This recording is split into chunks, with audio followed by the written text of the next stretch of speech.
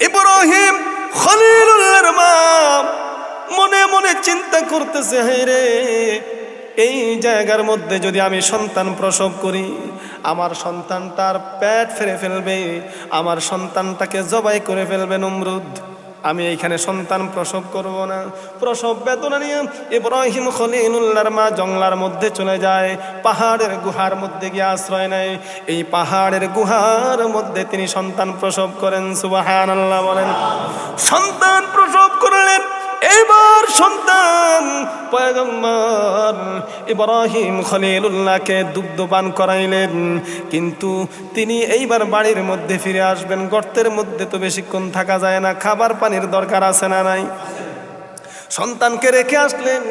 সন্তানকে রেখে আসার সময় তিনি চিন্তা করলেন, গর্তের মধ্যে এইভাবে সন্তানকে রেখে গেলে যদি নমরুদ এবং তার বাহিনী দেখে ফেলে, তিনি কি করলেন, গর্তের মুখের মধ্যে একটা পাথর দিয়া তিনি বাড়িতে চলে গেলেন। আল্লাহ পাক রব্বুল আলামিন জিব্রাইলকে ডাক দেয়া বলতেছেন, রে জিব্রাইল, আমার পয়গম্বর গর্তের মধ্যে একা একা, খাবার নাই, পানিও নাই। কারণ যারা নাকি নবজাতক সন্তান, তাদেরকে কিছুক্ষণ পর পরে খাওয়ার দরকার আছে না নাই? আল্লাহ পাক রব্বুল আলামিন জিব্রাইলকে ডাক দেয়া বলতেছেন, রে জিব্রাইল, জলদি করে যাও, আমার পয়গম্বরের জন্য তুমি খাবারের ব্যবস্থা করো।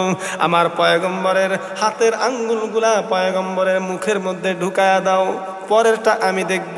জিব্রাইল আসলেন, এসে পয়গম্বরের হাতকে, তার আঙ্গুলগুলাকে, হাতের আঙ্গুলগুলাকে পয়গম্বরের মুখের মধ্যে ঢুকায়া দিলেন। মা কি করলেন, সকালবেলায় যায়, সন্ধ্যাবেলায় আসে, সন্ধ্যাবেলায় দুধ খাওয়ায় আবার চলে যায়, আবার সকালবেলায় আসে। গর্তের মধ্যে পয়গম্বর একা একা। মুফাসসিরিনে কেরাম বলেন, একটা বাচ্চা 1 মাসে যতটুকু বড় হয়, ইব্রাহিম খলিলুল্লাহ একদিনেই ততটুকু বড় হয়। সুবহানাল্লাহ বলেন। আল্লাহ রাসূল সাল্লাল্লাহু আলাইহি ওয়াসাল্লাম মক্কা নগরীতে যখন তাওহীদের দাওয়াত দিতেন, মক্কা নগরের মানুষরা তখন মূর্তির পূজা করত। কিসের পূজা করত? আপনারা একটু কথা বলেন, কিসের পূজা করত? যখন মূর্তি পূজা ত্যাগ করে এক তাওহীদের ইবাদত করার জন্য, আল্লাহকে মানার জন্য আল্লাহ রাসূল যখন দাওয়াত দিতেন, তখন এই মক্কা নগরীর কুরাইশ মুশরিকরা বলতো, ও মুহাম্মদ, তুমি আবার আমাদেরকে কোন ধর্মের দাওয়াত দাও, কিসের দাওয়াত দাও? আমরা তো আমাদের পূর্বপুরুষ ইব্রাহিম আলাইহিস সালামের ধর্মের মধ্যে আছি। আচ্ছা আপনারা আসুন আসুন, ভালো মানুষ আসার দরকার নেই, দাও। আচ্ছা, আমরা তো আমাদের পূর্বপুরুষ ইব্রাহিম আলাইহিস সালামের ধর্মের মধ্যে আছি। আচ্ছা আপনারা বলেন তো দেখি, মক্কার মুশরিকরা মূর্তি পূজা করত, ইব্রাহিম আলাইহিস সালাম কি মূর্তি পূজা করতো না মূর্তির বিরোধিতা করত? ইতিহাস বিকৃত করে তারা প্রচার করতেছে, ঠিক না ভাই? ঠিক। ইতিহাসকে উলটপালট করে ফেলছে তারা। মূলত ইব্রাহিম খলিলুল্লাহ মূর্তির বিরোধী ছিল, ঠিক না ভাই? ঠিক। তো এইভাবে আল্লাহ রাসূল সাল্লাল্লাহু আলাইহি ওয়াসাল্লামকে তারা কি মানে হতভম্ব করে ফেলতো, লাজবাব করে ফেলতো, যে আমরা ইব্রাহিম আলাইহিস সালামের ধর্মের উপর আছি। তো আল্লাহ রাসূল কোনো জবাব দিতে পারতেন না, যার কারণে আল্লাহ পাক রব্বুল আলামিন এই কোরআনের মধ্যে ইব্রাহিম খলিলুল্লাহর আলোচনা করছে। এখন আমরা ইব্রাহিম আলাইহিস সালামের আলোচনার মধ্যে ঢুকে যাব। সুবহানাল্লাহ। আলোচনা শুনবেন তো নাকি চলে যাবেন? শুনবেন?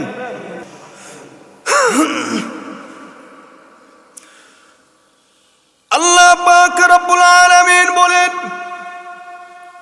ওয়াযকুর ফিল কিতাবি ইব্রাহিম ইন্নাহু কানা সিদ্দীকান নাবিয়্যা।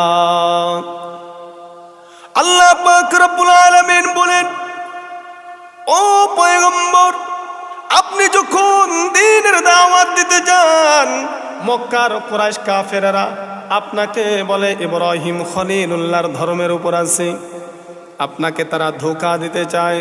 পয়গম্বর, তাদের এই ধোঁকার জবাব দেওয়ার জন্য আপনি এই কোরআনের মধ্যে ইব্রাহিম খলিলুল্লাহর আলোচনা করুন। ইব্রাহিম খলিলুল্লাহ আসলে কোন ধর্ম পালন করতেন, কিসের দাওয়াত দিতেন, এই বিষয়টা আপনি কোরআনের মধ্যে আলোচনা করুন। এইবার আমরা পয়গম্বর ইব্রাহিম খলিলুল্লাহর জন্ম থেকে নিয়ে আমরা আলোচনা শুরু করতে পারি, ঠিক না? ঠিক। এইবার আসেন ইব্রাহিম খলিলুল্লাহর জন্ম কিভাবে হলো। ইব্রাহিম খলিলুল্লাহকে বলা হয় আবুল আম্বিয়া। কি বলা হয়? আবুল আম্বিয়া মানে কি? আম্বিয়াদের পিতা, নবীদের পিতা। নবীদের পিতা মানে আমাদেরও পিতা। আমাদের কিসের পিতা? আসতে কইছে, যারা যারা বলে না এরা মনে জাতির পিতা মানে না। ইব্রাহিম খলিলুল্লাহ আমাদের কোন পিতা? জাতির পিতা ইব্রাহিম। অমুক বেটা ঘোড়ার ডিম আছে না, ঘোড়ার ডিম।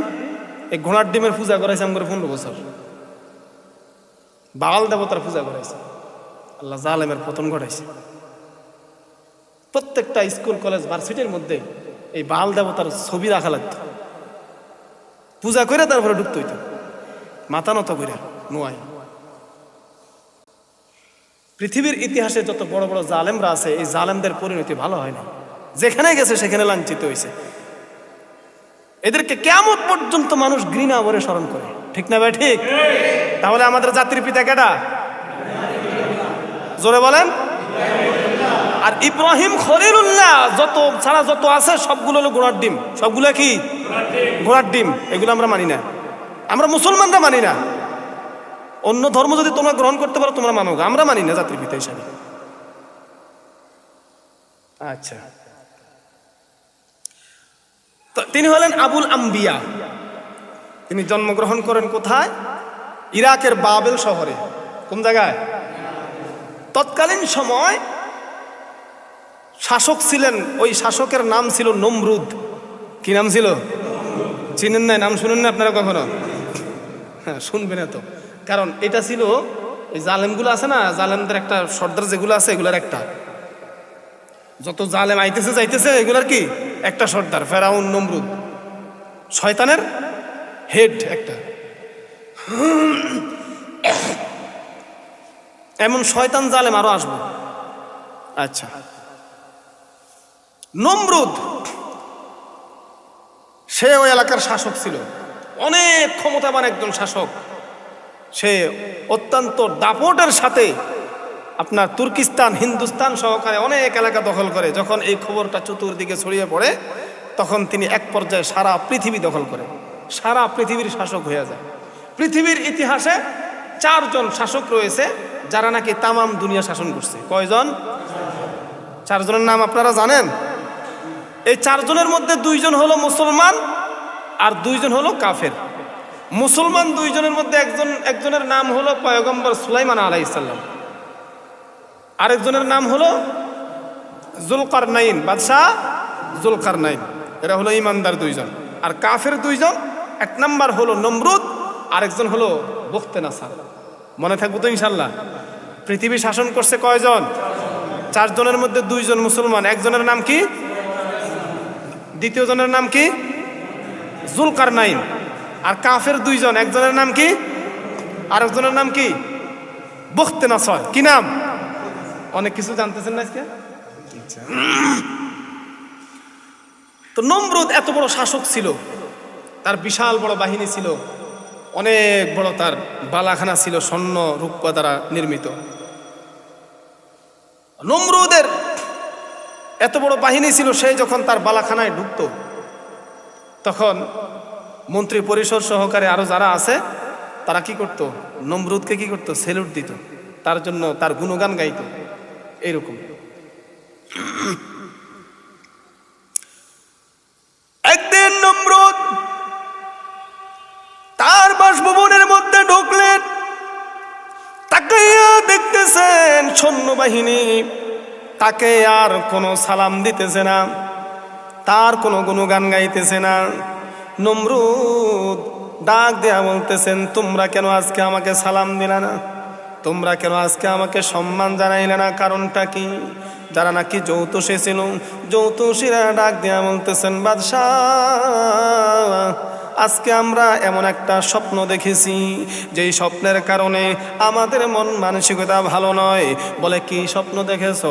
বলে স্বপ্ন দেখেছি আকাশের মধ্যে এমন একটা তারকা উত্থিত হয়েছে, যেই তারকা অন্য অন্য তারকা সবগুলাকে মলিন করে দিয়েছে। বলে এটার ব্যাখ্যা কি? বলে এটার ব্যাখ্যা হলো এই অঞ্চলের মধ্যে এমন একজন সন্তান জন্মগ্রহণ করবে, যেই সন্তান বাদশাহ আপনার বাদশাহিত্যকে, আপনার ক্ষমতাকে শেষ করে দিবে। আরেক রাওয়ায়াতে পাওয়া যায় বাদশাহ নমরুদে এই স্বপ্ন দেখেছে। এই স্বপ্নটা দেখার পর বাদশাহ নমরুদ এইবার তিনি কি করলেন? দেশের মধ্যে বড় বড় জ্যোতিষীদেরকে ডাকাইলেন। ডাক দেয়া বলতেছে, আমি যে স্বপ্ন দেখেছি, একটা তারকারাজির কারণে অন্য অন্য তারকারাজি সব অস্তমিত হয়ে গেছে। এটার ব্যাখ্যা কি? জ্যোতিষীরা ব্যাখ্যা করে বলতেছেন, বাদশাহ খুব শীঘ্রই আপনার এই অঞ্চলের মধ্যে তার বাবার ঔরস থেকে একটা সন্তান তার মায়ের গর্ভের মধ্যে আসবে। এই সন্তানটা জন্ম নেওয়ার পর আপনার বাদশাহিত্যকে শেষ করে দেবে। বাদশাহ নমরুদের মাথা ঠান্ডা না গরম? এত বড় ক্ষমতা, এত ক্ষমতার অধিকারী, সর্বময় ক্ষমতা, যার কারণে নমরুদ নিজেকে খোদা দাবি করে ফেলেছে। নমরুদ মনে মনে চিন্তা করতেছে, এই সন্তান দুনিয়ার জমিনে আসতে দেওয়া যাবে না। কারণটা হলো আমার ক্ষমতা থাকবে না, আমার খোদায়িত্ব থাকবে না। যেই করে হোক এই সন্তানের আগমন আমাকে ঠেকাইতে হবে। বাদশা নমরুদ এইবারে ঘোষণা দিয়ে দিলেন, এলাকার মধ্যে যত দম্পতি রয়েছে পুরুষরা নারীদের সাথে আর মেলামেশা করতে পারবে না। নিষেধাজ্ঞা। সৈন্যবাহিনী পাঠায় দিলেন, গোয়েন্দা লাগায় দিলেন, কোন পুরুষ যাতে করে তার স্ত্রীর সাথে সঙ্গম না করতে পারে। ওয়ামাকারু ওয়ামাকারাল্লাহ ওয়াল্লাহু খায়রুল মাকিরিন। কাফের মুশরিকরা ষড়যন্ত্র চক্রান্ত করে, আল্লাহ পাক রব্বুল আলামিন কৌশল অবলম্বন করে। আল্লাহ যদি চান তার পয়গম্বরকে দুনিয়ার মধ্যে পাঠাইতে পারেন কি পারেন না? নমরুদ যতই চেষ্টা করুক ঠেকানোর ক্ষমতা নমরুদের বাপেরও নাই, ঠিক না বেঠি? আরেক বর্ণনায় পাওয়া যায় নমরুদ কি করলো? সৈন্য বাইরে পাঠাইছে, জায়গায় জায়গায় গোয়েন্দা লাগায় দিছে, কোন পুরুষ যাতে করে নারীদের সাথে সঙ্গম না করতে পারে। নমরুদের একজন চামচা ছিল, চামচা, খাস চামচা। চামচা চিনেন না আপনারা? যারা নাকি পাও ছাটে তাদেরকে চামচা বলা হয়, যার নাম হলো আজর। কি নাম? আরো জোরে বলতে হবে। এই আজরকে ডাক দিয়ে বললেন, এভাবে হবে না, কি করতে হবে? যত পুরুষ আছে তাদেরকে তুমি আমার যত বন্দিশালা রয়েছে বন্দিশালার মধ্যে আবদ্ধ করে ফেলো, যাতে তাদের বিবিদের সাথে তারা মেলামেশা না করতে পারে, ওই সন্তানও যেন দুনিয়ার জমিনে আগমন করতে না পারে। এইবার আজর সৈন্যবাহিনী দিয়া কি করলেন? যত পুরুষরা আছে এই পুরুষদেরকে সকলকে তার ওই বাসভবন, বিভিন্ন সরকারি ভবনের মধ্যে বন্দি করে ফেলেছে। যাওয়া যাবে না, গেলেই বিবির সাথে সঙ্গম করবা, আর আমার ওই দুশ্মন ওই সন্তানটা কি করব? দুনিয়াতে আসবো। কোনোভাবেই স্ত্রীদের কাছে যাওয়া যাবে না। আচ্ছা, হঠাৎ করে এত রকমের প্ল্যান করছে যাতে করে কোনো পুরুষ কোনো স্ত্রীর সাথে কি করতে না পারে? মেলামেশা না করতে পারে। কত আয়োজন! হঠাৎ করে শহরের একটা প্রান্তে নমরুদের বিশেষ একটা কাজের প্রয়োজন। এর আওতায় কিন্তু আজরও ছিল। আজরও বাইরে যেতে পারবো না, আজরও বাইরে যেতে পারবো না, সেও এখানে বন্দি থাকতে হইবে। এখন আজরকে কিন্তু নমরুদ অনেক বিশ্বাস করত, বিশ্বস্ত চামচা, ঠিক না? অনেক বিশ্বাস করত। হঠাৎ করে শহরের বাইরে তার বিশেষ একটা কাজ। এখন এই কাজটা আঞ্জাম দেওয়ার জন্য কাকে পাঠাইবে? বাদশা নমরুদ কাকে পাঠাবে? বিশ্বস্ত এমন কে আছে? যাকে পাঠাইবে সে যদি তার বিবির কাছে দৌড়াইয়া যায়, কারণ অনেকদিন ক্ষুধার্ত, ঠিক না? বন্দিশালায় আছে বিবি ছাড়া, সে যদি আবার দৌড়াইয়া যায় কি করবে? এখন বিশ্বস্ত থাকলে একজনে আছে, সে হলো কি? এইবার বাদশা নমরুদ আজরকে ডাক দিয়ে বলেন, আজর রে, জায়গার মধ্যে আমার মন্ত্রী পরিষদের মধ্যে একমাত্র বিশ্বস্ত থাকলে তুই আসস। আমার ওই কাজটা সম্পাদন করার জন্য যা, কাজটা সম্পাদন করে আবার ফেরত আসবি, খবরদার তোর বিবির কাছে যাবি না। নমরুদ এবার বের হয়ে গেছে, যত কিছুই করুক সব কিছু চলে কার ইশারায়? আরে আজর বের হয়ে গেল। আজর শহরের বাইরে চলে গেল, কাজটা শেষ করলো। আজরের মনের মধ্যে আল্লাহ পাক রব্বুল আলামিন কাম প্রবৃত্তি জ্বালায়া দিলেন। আজর মনে মনে চিন্তা করলেন, নমরুদ বাদশাহ আমাকে নিষেধ করেছে, বিবির সাথে দেখা করলে তো কোনো সমস্যা নাই, মেলামেশা না করলেই হলো। বিবিকে অনেক দিন দেখি না, একটা নজর দেখে আসি। আচ্ছা বলেন তো দেখি, আমরা যারা শহরের মধ্যে থাকি 2 মাস 3 মাস পরে বাড়িতে যাই, তখন শরীরের পাওয়ার, তার মনের আকাঙ্ক্ষাটা একটু অন্যরকম থাকে, ঠিক না ভাই? ঠিক, হ্যাঁ? আর যারা বিদেশে থাকে, প্রবাসে থাকে, তাদের কথা তো বাদে দিলাম, ঠিক না? এখন দীর্ঘদিন বিবি ছাড়া আজর গেছে বিবির সাথে সাক্ষাৎ করতে, সাক্ষাৎ করে কি একদম ফিরতে আসা সম্ভব? আরে কথা বলেন না কেন, সম্ভব? এটা কি কন্ট্রোল করা সম্ভব নেই? আজর চলে গেলেন বিবিকে দেখার জন্য। বিবিকে দেখার পর তার মনের মধ্যে আকর্ষণ জাগলো। আইরে, বিবিকে দেখে বুঝি চলে যাব, একটু মিলামেশা করে, মিলামেশা করলে তো বাদশা দেখবো না, একটু করেই যাই। এইবার বিবির সাথে সে মিলামেশায় লিপ্ত হয়ে গেল। এইবার মিলামেশা শেষ, আজর চলে যাবে। বিবিকে ডাক দেওয়া বলতেছে, বিবি রে, এখন যে কাজটা হয়েছে, খবরদার বাদশা নমরুদ এবং তার সৈন্যবাহিনী যেন কোনোভাবে টের না পায়। যদি টের পায়, প্রথমে আমার শিরুচ্ছেদ করবে, তারপরে তোরটা করবো, খবরদার। বলে ঠিক আছে। আজর চলে গেল, সে ফিরত চলে গেল। 2-4 দিন পরে আবার জ্যোতিষীদেরকে ডাকছে নমরুদ। জ্যোতিষীরা, কি খবর? ওই ছেলেটা কি আসছে তার মায়ের গর্ভে, তার বাবার ঔরস থেকে কি আসছে? জ্যোতিষীরা বলতেছে, বাদশাহ আপনি যত প্ল্যানে করছেন সব কিছু জিরো। ওই সন্তান তো তার বাবার ঔরস থেকে, তার পিঠ থেকে তার মায়ের গর্ভে আগমন করছে। সুবহানাল্লাহ। আপনার এত পাওয়ার, এত ক্ষমতা, এত সৈন্যবাহিনী, এত শক্তিশালী গোয়েন্দা ব্যবস্থা, তারপরও কি হইল? আপনি তো ঠেকাইতে পারলেন না। বলে কি বলো? এখন তো নমরুদের মাথা গরম হয়ে গেছে। নমরুদ ডাক দিয়ে বলতেছে, কার এত বড় সাহস? কে এই কামটা করেছে? আমার হুকুম অমান্য করে বিবির সাথে সঙ্গম করেছে, কার এত বড় সাহস রে? অথচ আজর তো তার পাশেই বসা, ঠিক না ভাই? ঠিক।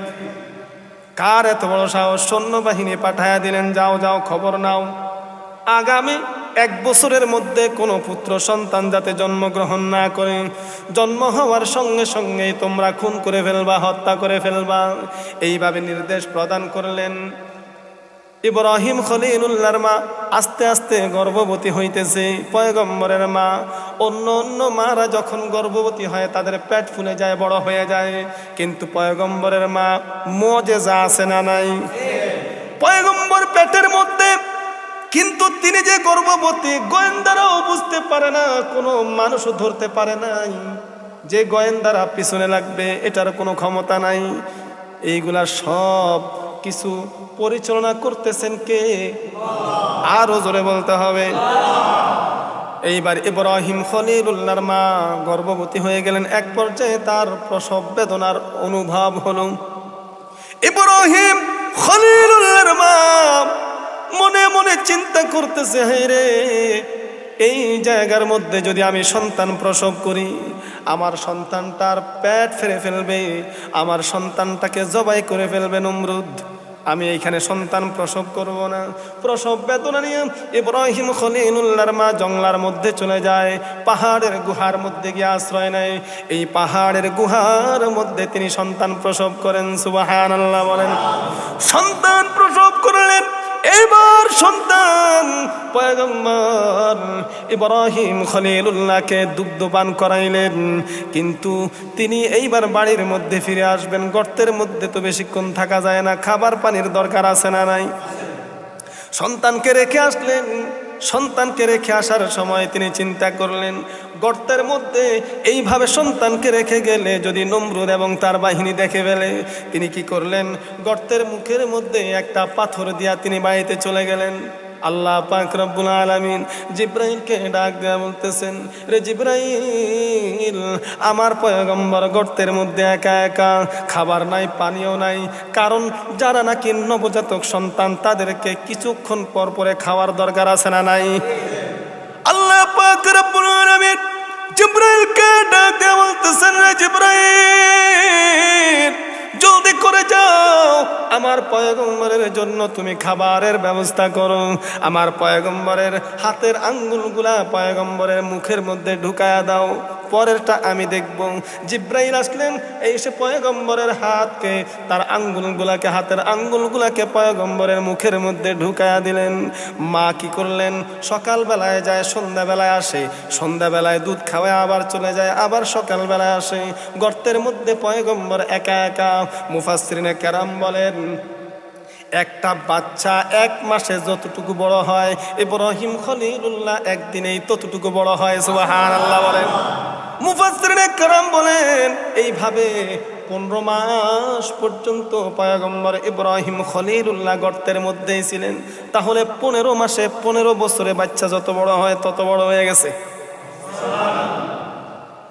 মা মনে মনে চিন্তা করতেছে, আমার নবজাতক সন্তানকে সকাল বিকাল 2 বেলা আমি দুধ পান করাই, এই 2 বেলা দুধ পান করে আমার সন্তানটা কিভাবে জীবিত থাকে, এর পিছনে রহস্যটা কি?